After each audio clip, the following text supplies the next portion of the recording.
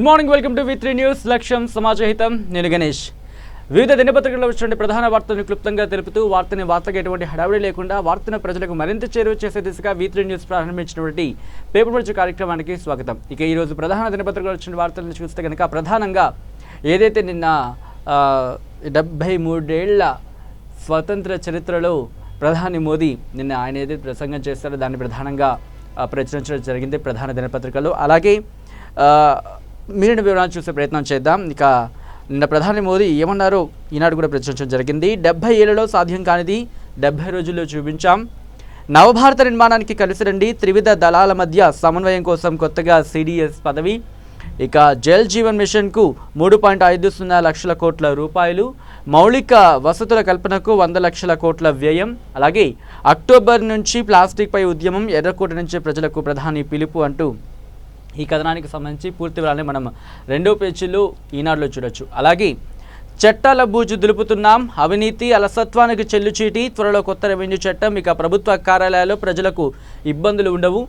గ్రామాల పట్టణాల సమగ్ర అభివృద్ధికి 60 రోజుల ప్రణాళిక. ప్రజాప్రతినిధులు అధికారులు కార్యదీక్షతో పనిచేయాలి. స్వాతంత్ర దినోత్సవం సందర్భంగా సీఎం కేసీఆర్ ప్రసంగం అంటూ ఈ కథనానికి సంబంధించి పూర్తి వివరాన్ని 2లో అలాగే 5లో కూడా చూడొచ్చు మనం ఈనాడులో. అలాగే పంట చేలు వారిన లూహ విహంగం, రష్యా విమానం అత్యవసర ల్యాండింగ్, 23 మందికి గాయాలు, ప్రమాద సమయంలో 233 మంది ప్రయాణికులు అంటూ ఈ కథనానికి కూడా సంబంధించి పూర్తి వివరాన్ని మనం 3వ పేజీలో చూడొచ్చు.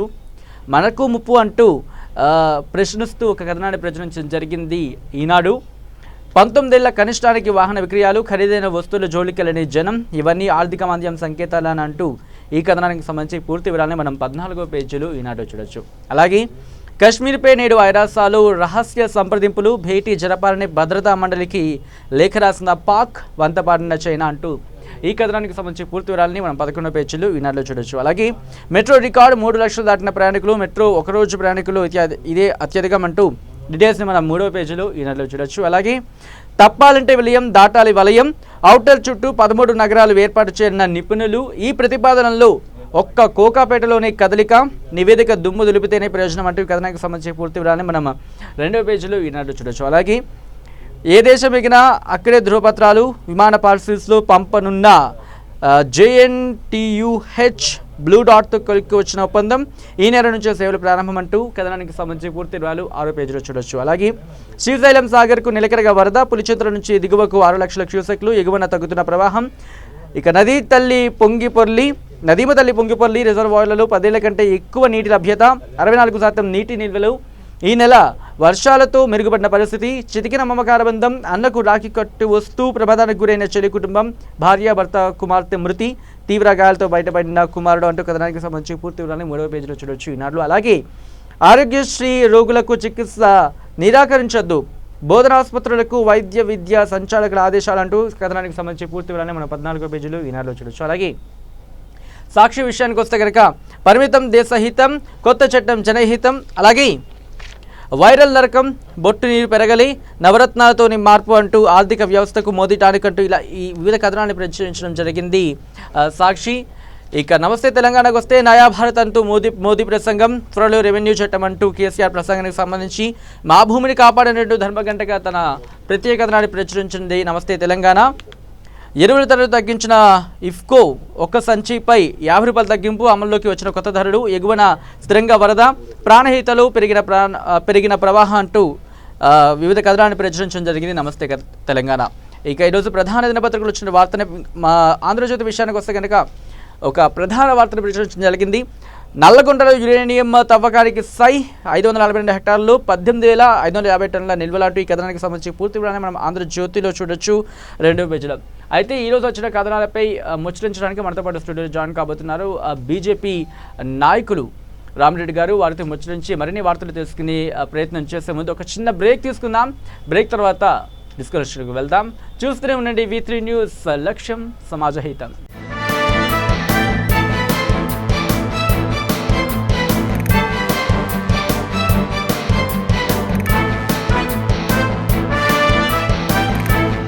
పేపర్ పంచ్ కార్యక్రమానికి పునః స్వాగతం. ఈరోజు మనతో పాటు స్టూడియోలో ఉన్నారు బీజేపీ నాయకులు రామిరెడ్డి గారు. వారితో ముచ్చటించి ఈరోజు వచ్చిన ప్రధాన వార్తల్లో వచ్చిన వార్తలపై ముచ్చరించుకునే ప్రయత్నం చేద్దాం. సార్ నమస్తే sir, welcome to paper punch కార్యక్రమానికి.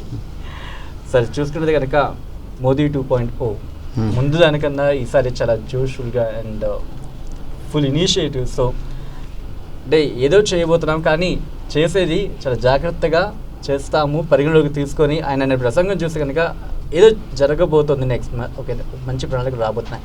సో నిన్న ప్రసంగం సంబంధించి ఎలా ఉండబోతుంది? నిన్న వారు దేశం వల్ల ఫస్ట్ మౌలిక సదుపాయాల మీద కాన్సన్ట్రేట్ చేయాలి. ఇంతకుముందు 5 years బ్యాక్ స్వచ్ఛ భారత్ అని పెట్టిండు. ఇప్పుడు ప్లాస్టిక్ ముక్తి అక్టోబర్ నుంచి ప్లాస్టిక్ లేకుండా దేశం వల్ల అయిన తర్వాత వారికి తాపత్రయాన్ని నిన్నటి స్పీచ్లో మనం అర్థం చేసుకోవచ్చు.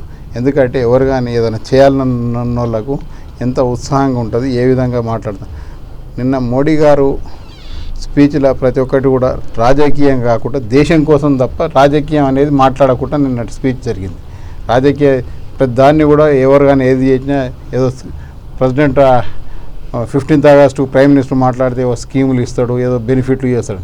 అవి లేదు, చేసినవి చెప్పుకున్నారు. ముందు జరిగేది ఈ విధంగా చేయాలన్నారు. కానీ ప్రతి ఒక్కటి ఎక్కడ తీసుకున్నా మనం ఇంతకుముందు రెగ్యులర్గా ఎప్పుడు తీసుకున్నా ఈ విధంగా ఉండి ఆ విధంగా లేకుండా ఒకటి ఏంటంటే కన్స్ట్రక్టివ్గా అయితే చేసేది ఏది కూడా. ఎవరైతే ఇంతకుముందు జమ్మూ కాశ్మీర్ 370 ఆర్టికల్ను ముట్టుకుంటే అసలు కాశ్మీరు ప్రపంచ దేశాలు ఇదైతే పాకిస్తాన్ ఊరుకోదు, కాశ్మీర్ మండిపోద్ది. కానీ ఎక్కడ ఏమీ మండలేదు. దానికి కావాల్సిన ప్రిపరేషన్స్ ముందు జాగ్రత్తలు అన్నీ తీసుకున్నారు. ఒక్క రక్తం చుక్క ఇది కాకుండా ఈరోజు 370 ఆర్టికల్ని తీయగలిగాడు. అయిన తర్వాత ఈరోజు ప్రజలకు దాని మీద మోడీ మీద కాన్ఫిడెన్స్ పెరిగింది. కాన్ఫిడెన్స్ పెరిగిన తర్వాత ఇలా ఇంకొకటి కూడా దేశం వల్ల ప్రపంచం వల్లనే ఆర్థిక ద్రవ్యోల్బణం మందగిస్తుంది. దాని మీద కూడా నిన్న మాట్లాడాడు. ఇప్పుడు ఇవాళనే చూసినాము 19 సంవత్సరాల లీస్ట్ వెహికల్ సేల్స్ ప్రపంచం వల్ల. అంటే మోడీ గారి ఆలోచన విధానము ఈ దేశ ప్రజలకు ఏ విధంగా మన దేశాన్ని సూపర్ పవర్ చేయాలి, ప్రపంచ దేశాలకు సగటు ఉండాలంటే ఉట్టి కాదు, infrastructure is the main importance. ఇప్పటికి మనం చూస్తే తెలంగాణలో రోడ్లు కానీ అయిన తర్వాత మన ఎయిర్పోర్ట్స్ కానీ రైల్వే స్టేషన్స్, అసలు గుజరాత్ రైల్వే స్టేషన్ చూస్తే ఎయిర్పోర్ట్ లాగా ఉంటుంది. అలా చేయాలనేది తపనతోటి భారతదేశాన్ని ఒక ప్రపంచ అగ్రస్థ దేశంగా తీర్చిదిద్దడానికి కావాల్సిన అన్ని కార్యక్రమాలను మోడీ గారు చేపడుతున్నారు. అయిన తర్వాత కొంతమంది దేశం వల్ల ప్రతిదాన్ని విమర్శించేవారు. ప్రతి ఇష్యూను ప్రతిపక్షం అనేది విమర్శించాలి, కానీ తప్పులను ఎత్తి చూపాలి. కానీ ప్రతిదాన్ని తప్పు లేని దాన్ని కూడా ఎత్తి చూపడం చేస్తుంటే అలాంటివి దేశానికి మంచిది కాదు. అయిన తర్వాత ఇక్కడ మన ఏదైతే పరాయి దేశం పాకిస్తాన్ మాటలను కూడా పాకిస్తాన్ ప్రైమ్ మినిస్టర్ వాళ్ళ కంట్రీ వాళ్ళు మాట్లాడిన టెర్రరిస్టులు మాట్లాడిన దాంట్లో కూడా ఇక్కడ ఒత్తాసు పలికేటోళ్ళు. నేను ప్రభుత్వాలు మాట్లాడితే దాన్ని వ్యతిరేకించాలి, కానీ వాళ్ళని సమర్థిస్తున్నటువంటి నాయకులు కొంతమంది ఉన్నారు. వారు కూడా ఎందుకంటే దేశం వల్ల ప్రజలు ఈరోజు ఎలక్ట్రానిక్ మీడియా, ప్రింట్ మీడియా అన్నీ ఏది సోషల్ మీడియా చాలా పవర్ఫుల్ అయింది. ప్రతి పబ్లిక్ కూడా ఏది ఎవరు చేసినా మా ప్రధానమంత్రి తప్పు చేసినా ప్రజలు అందరూ తెలుసుకుంటారు. కానీ ప్రతిపక్షాలు చేస్తున్న దాన్ని ఈరోజు జీర్ణించుకోలేకుంటున్నారు. అయిన తర్వాత సోకాల్డ్ ఈ సినిమా ఫీల్డ్లో కూడా కొంతమంది ఏదో దేశం వల్ల లా అండ్ ఆర్డర్ ఎవరి చేతులు ఉంటుందండి? రాష్ట్రాల చేతులు ఉంటుంది. ఏది గోవులది ఏదో చిన్న ఎక్కడైనా సంఘటనలు జరుగుతుంటాయి. జరిగిన దాంట్లో అది రాష్ట్ర ప్రభుత్వాలు, కేంద్రం వచ్చిన తర్వాత అంటే రాష్ట్ర ప్రభుత్వాలు చూస్తుంటే దాంట్లో తప్పులు జరిగితే అక్కడ చర్యలు తీసుకుంటారు. కానీ దాంట్లో కూడా భూతద్దంలో పెట్టి 40 మంది సినిమా వాళ్ళని వాళ్ళకు అంటే వీళ్ళు సెల్ఫ్ డిసైడెడ్ సూపర్ స్టార్ లాగా మాట్లాడుతున్నారు. వాళ్ళందరూ కూడా ఇలాంటి వాళ్ళు కూడా దేశం వాళ్ళ అరుంధతి రాయలను, కన్నయ్య కుమార్లను దేశం భరించే పరిస్థితి లేదు. వీళ్ళు చేస్తున్న ఆగడాలను సహించే పరిస్థితి లేదు. వీళ్ళు ఇప్పటికి కూడా మా దేశ స్రవంతిలా కలవాల్సిందే. వీళ్ళు ఎప్పుడు కూడా దేశంకు వ్యతిరేకంగా మాట్లాడితే హీరోలు అనుకుంటారు, కానీ దేశానికి వ్యతిరేకంగా మాట్లాడితే ప్రజలు అనేది నిన్న భారతదేశం మొత్తం వల్ల కూడా ప్రతి గల్లీలో కూడా 15th August ఏ విధంగా జరుపుకున్నారు. ఎడ్యుకేటెడ్గా అన్ఎడ్యుకేటెడ్ కానీ అవన్నిటికి కూడా ఫస్ట్ దేశభక్తి లేకపోతే తల్లిదండ్రుల మీద కూడా రెస్పెక్ట్ ఉండదు. ఎవరైతే దేశాన్ని ప్రేమించలేనో తల్లిదండ్రుని కూడా ప్రేమించలేడు. అందుకోసం ఆ విధంగా ఉండాలని నిన్న మోడీ గారిది సందేశం. నిన్న పరోక్షంగా కాంగ్రెస్ మీద అటాక్ జరగడం మళ్ళీ చెప్పుకోవచ్చు. ఎందుకంటే చూసుకున్నది కనుక కమిటీలతో నడిచే పని ఇంకా ఎందుకంటే యుద్ధ నీతి మారింది. ఇప్పుడు కమిటీలతో కాదు, అవును. దాని మధ్య సమన్వయాన్ని పెంచి అవును. ఏదైతే మన త్రివిధ దళాలు వాటిని ఇంకా మనం ఎన్ఫోర్స్ చేయాల్సిన అవసరం, ఇంకా Yes, yes, yes. 100%. సీరియస్ విధానం గురించి అని చెప్పడం జరిగింది. మనము ఇప్పుడు 3 త్రివిధ దళాలకు కూడా సమన్వయం అనేది ఇంపార్టెంట్. ఎందుకంటే ఆ దాని మీద ఇప్పుడు ఎవరిది వాళ్ళు చేసుకుంటూ పోతే ముగ్గురు చేసేది దేశం కోసమే, కానీ దాన్ని కోఆర్డినేట్ చేయడానికి నిన్న ఒక ప్రపోజల్ చేసిండు, దానికి కూడా ముందుకెళ్తున్నారు. అయిన తర్వాత మన దగ్గర ఇవాళ మిలిటరీకి కూడా సాఫిస్టికేటెడ్, వీళ్ళు ఉట్టిగా అంటున్నారు కానీ మన ఏదైతే ఎక్విప్మెంట్ ఇజ్రాయిల్ తోటి ఈరోజు మనకు మెయిన్లీ ఇజ్రాయిలు, అమెరికా కానీ రష్యా కానీ ఈ దేశాలు, ప్రపంచ దేశాలన్నీ కూడా భారతదేశం అంటే ఒక మోడీ గారు వచ్చిన తర్వాత ఒక మంచి అభిప్రాయం ఏర్పడ్డది. వీరు నాయకత్వం వల్ల దేశం అభివృద్ధి అయిన తర్వాత ఈరోజు ఇంటర్నేషనల్ మార్కెట్ ఏది కానీ భారతదేశమే మెయిన్. ఈరోజు చైనా వాళ్ళకి భయం కూడా, చైనా భయపడదంటే నిజంగా కూడా మనం ఒకవేళ భారతదేశ పౌరులు ఇట్లా చైనా ప్రోడక్ట్స్ని బైకాట్ చేస్తే వాళ్ళ ఆర్థిక పరిస్థితి అధ్వానం అయింది. అందుకోసం ఏది పుట్టిన యుద్ధం చేసి వాళ్ళతోటి ఇది చేసేది కాదు.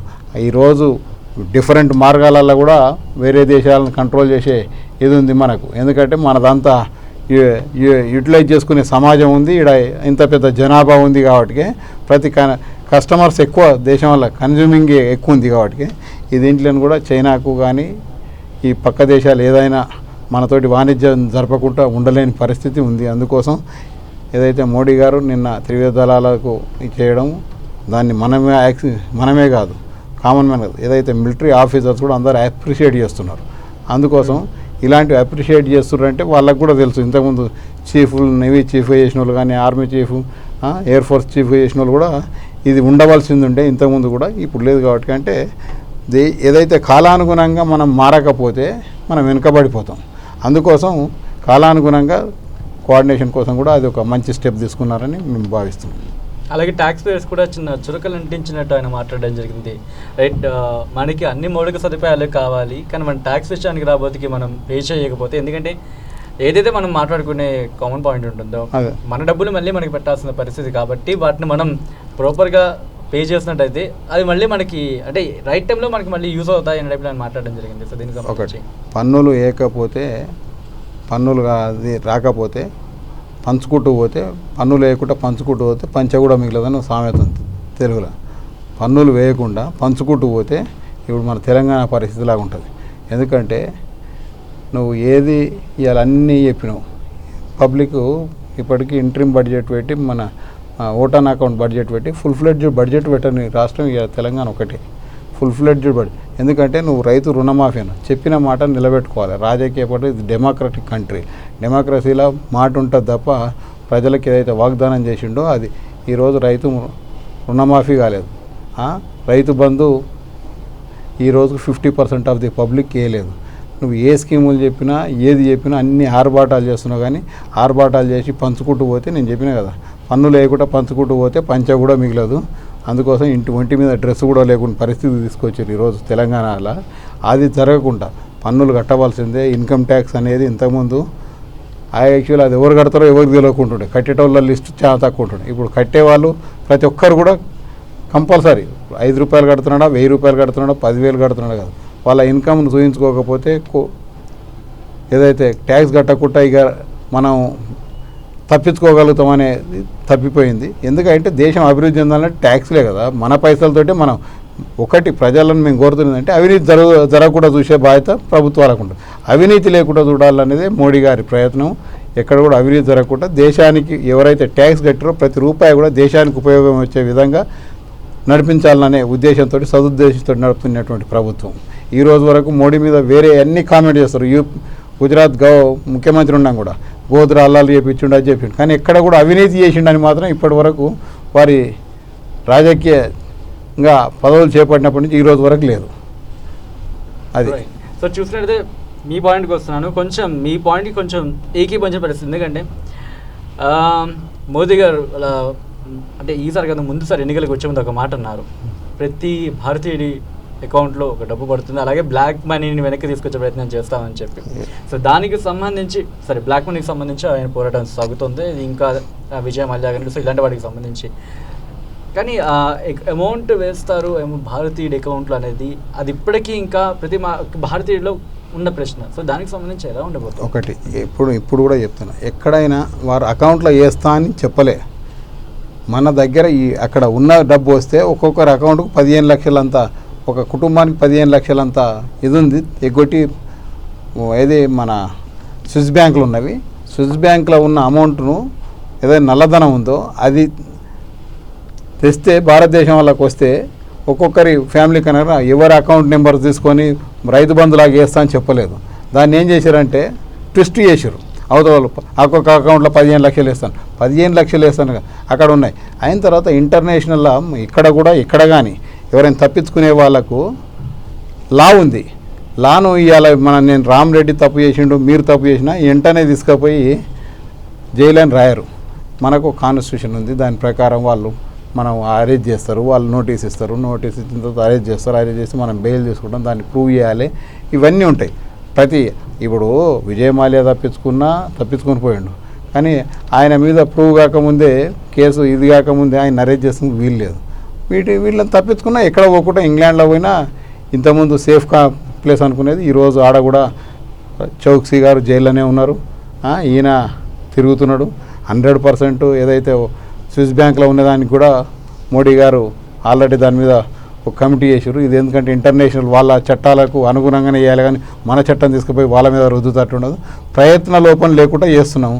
అది తెప్పియడానికి మేము 100% ఎవరైతే ఉన్నారో బ్యాంకులకు దివాలా తీపించి దేశానికి ద్రోహం ఆర్థిక నేరగాళ్ళందరినీ కూడా ఎవరిని వదిలే ప్రశ్నే లేదు. Right sir. కార్యక్రమం ముగించే ముందుగా నెక్స్ట్ సీఎం కేసీఆర్ గారి స్పీచ్ మీద అభిప్రాయం ఏముంది? వారు చెప్పింది కొత్తగా ఏమీ లేదు.